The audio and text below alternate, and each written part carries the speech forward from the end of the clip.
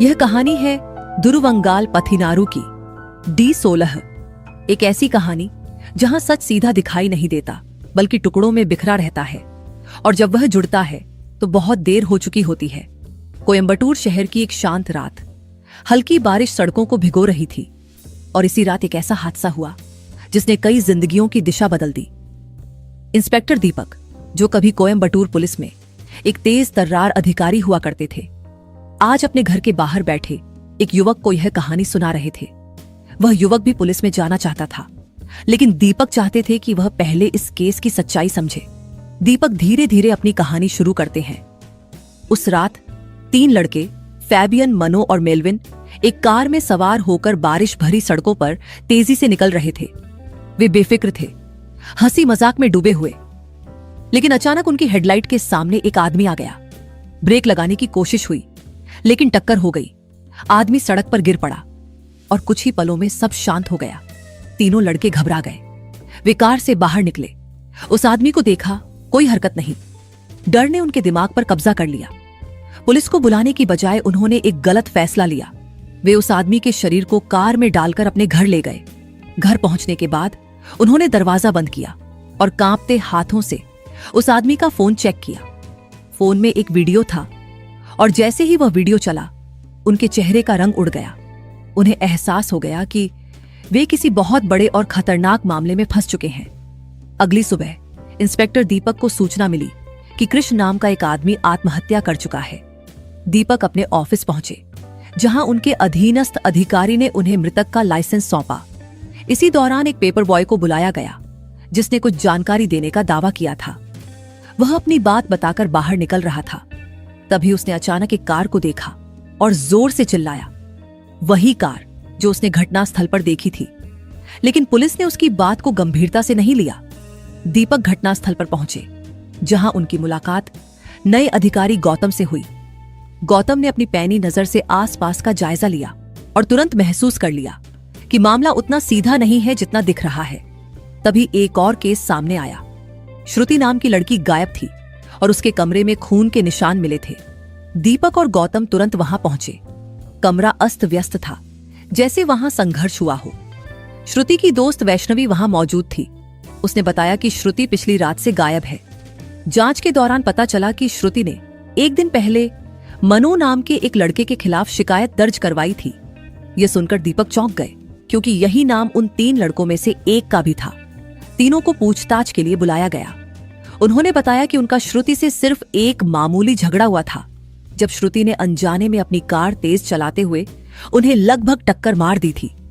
उन्होंने यह भी कहा कि उसके बाद उनका उससे कोई संपर्क नहीं हुआ।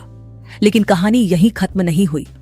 श्रुति के अपार्टमेंट की आगे जांच में पता चला कि कमरे में मिला खून B+ ग्रुप का था, और यह कृष के ब्लड ग्रुप से मेल खाता था।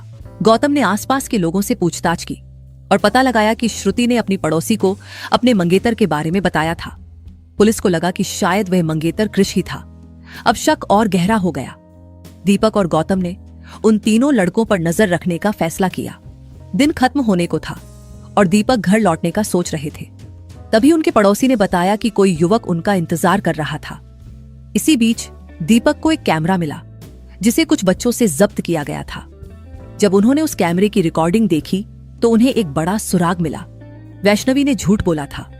वह उस रात देर से नहीं आई थी, बल्कि घटना के समय वहीं मौजूद थी। वीडियो में एक कार का नंबर भी दिखाई दिया। अब मामला और उलझ गया। दीपक और गौतम वैष्णवी के घर पहुंचे, लेकिन वह वहां नहीं थी। वह गायब हो चुकी थी, और बाद में पता चला कि वह एयरपोर्ट पर थी। अब दोनों इस नतीजे पर पहुंचे कि शायद उन 3 लड़कों में से ही कोई असली संदिग्ध है, और श्रुति ने शिकायत करते समय नाम में गलती कर दी थी। इसी दौरान उन्हें सड़क पर मनो दिखाई देता है, जो खुद पुलिस स्टेशन जा रहा था। मनो ने पूरी घटना बताई, कैसे उन्होंने कार चलाते समय एक आदमी को टक्कर मार दी, कैसे वे डर गए और लाश को अपने घर ले गए, और फिर कैसे उन्हें एहसास हुआ कि वह लाश किसी और ने उनसे ले ली थी। पेपर बॉय ने भी पुलिस को बताया कि उसने उस दिन 2 घटनाएं देखी थीं। एक आदमी जिसे गोली लगी थी और जिसे आत्महत्या जैसा दिखाया गया था, और दूसरी कार एक्सीडेंट। अब दीपक और गौतम ने एक पूरी कहानी जोड़नी शुरू की उनकी नजर में। उन्होंने सोचा कि कृष और श्रुति अपार्टमेंट में थे। तभी कोई तीसरा आदमी अंदर आया जिसने दोनों को किडनैप कर लिया और वैष्णवी को धमकाया। भागने की कोशिश में कृष मारा गया और वैष्णवी का मंगेतर भी भागते समय कार से टकराकर मर गया। लेकिन यह सब सिर्फ एक अनुमान था, असल सच्चाई इससे कहीं अलग थी। इसी बीच उन्हें एक सूचना मिली कि शहर के बाहर कोई व्यक्ति एक लाश फेंक रहा है। वे तुरंत वहां पहुंचे और कार नंबर देखकर उसका पीछा करने लगे। बारिश, अंधेरा, तेज रफ्तार और फिर एक भयानक एक्सीडेंट।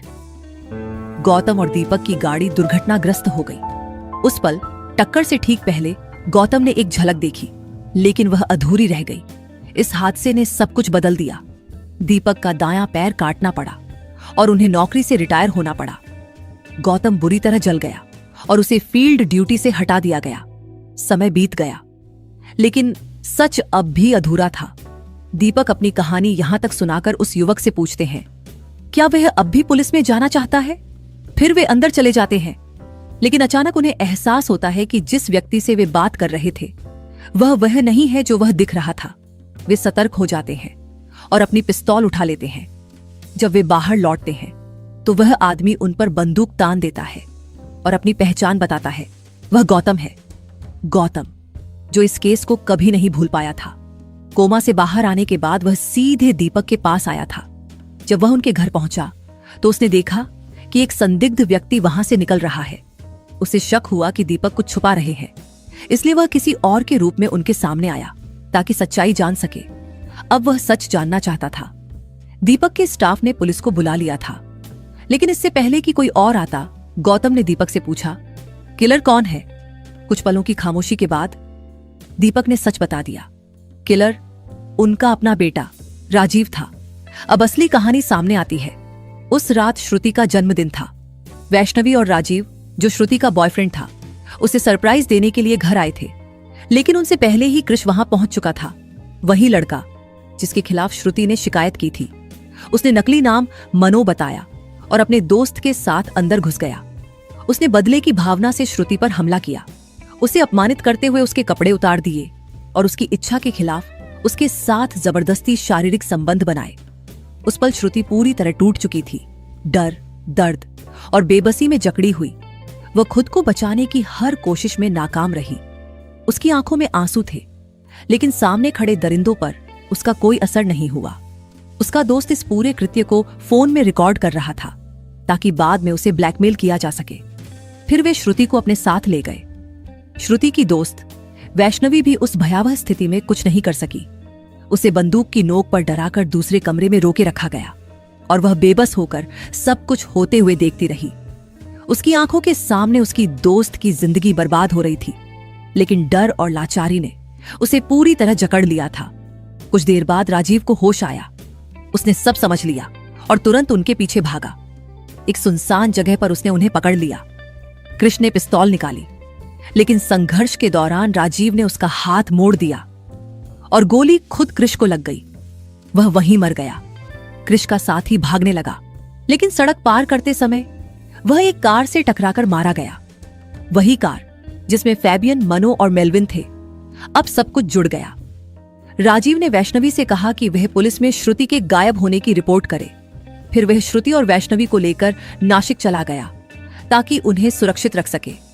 वह उस मरे हुए आदमी का फोन भी ले गया जिसमें वह वीडियो था। बाद में वैष्णवी ने दीपक को सब कुछ बताया, लेकिन दीपक एक पिता बन गए। उन्होंने सच छुपा लिया।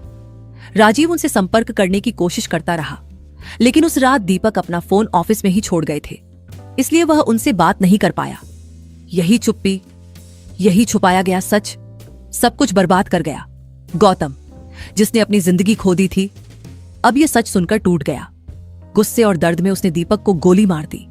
उसी समय पुलिस की गोली से गौतम भी घायल हो गया। दीपक जमीन पर गिर चुके थे। उनकी सांसें टूट रही थीं। उन्होंने आखिरी बार कहा कि उन्होंने अपने बेटे को बचाया, लेकिन इस कोशिश में सब कुछ खो दिया। और फिर उनकी आंखें हमेशा के लिए बंद हो गईं।